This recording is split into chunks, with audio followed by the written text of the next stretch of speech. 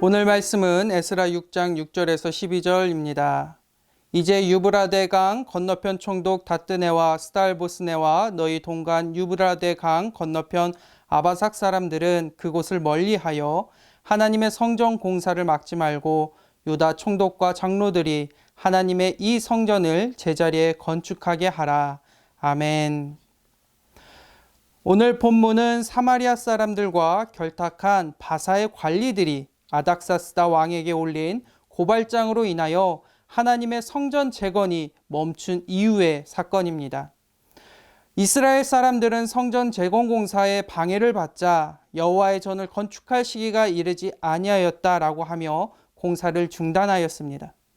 그러나 예언자 학개와 스가랴는 성전을 건축하라, 그리하면 내가 그것으로 말미암아 기뻐하고 또 영광을 얻으리라, 내가 너희와 함께하노라 라는 말씀과 내가 불쌍히 여김으로 예루살렘에 돌아왔은즉 내 집이 그 가운데에 건축되리니 나의 성읍들이 넘치도록 다시 풍부할 것이라, 여호와가 다시 시온을 위로하며 다시 예루살렘을 택하리라 라는 말씀으로 말씀을 전하면서 다시 성전 재건 공사를 시작할 수 있도록 백성들을 독려하였습니다.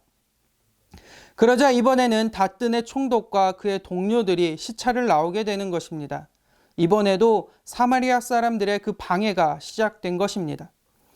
그러나 이번에는 성전 재건 공사를 멈추지 않았습니다. 에스라 5장 5절 말씀에 하나님이 유다 장로들을 돌보셨으므로 그들이 능히 공사를 막지 못하였다라고 기록된 것처럼 이스라엘 백성들은 하나님이 자신들을 돌보시고 도우신다는 것을 이번에는 분명하게 믿고 의지하였기 때문입니다.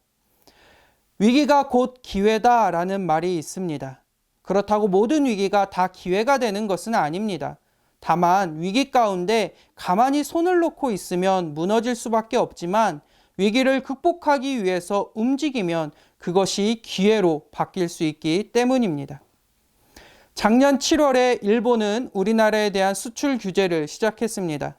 반도체 핵심 물질에 대한 수출 규제였는데 당시만 해도 이 품목들은 일본의 의존도가 상당히 높았던 물질들이었습니다.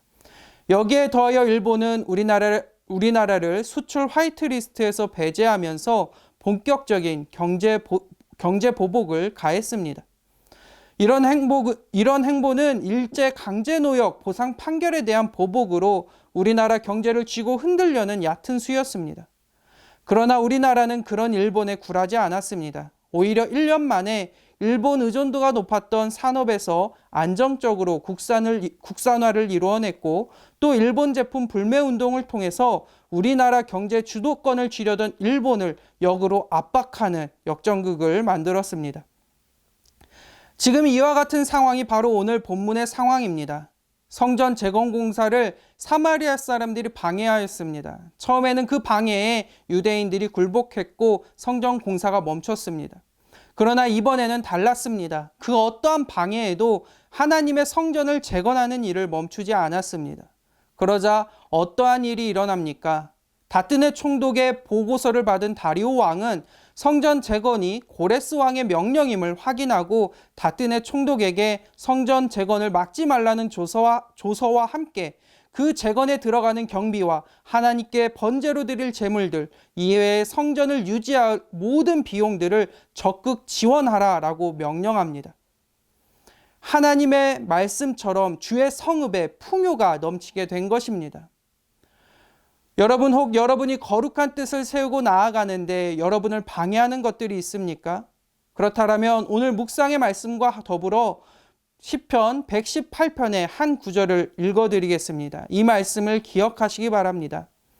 6절에서 7절인데 여호와는 내 편이시라 내가 두려워하지 아니하리니 사람이 내게 어찌할까 여호와께서 내 편이 되사 나를 돕는 자들 중에 계시니 그러므로 나를 미워하는 자들에게 보응하시는 것을 내가 보리로다. 아멘.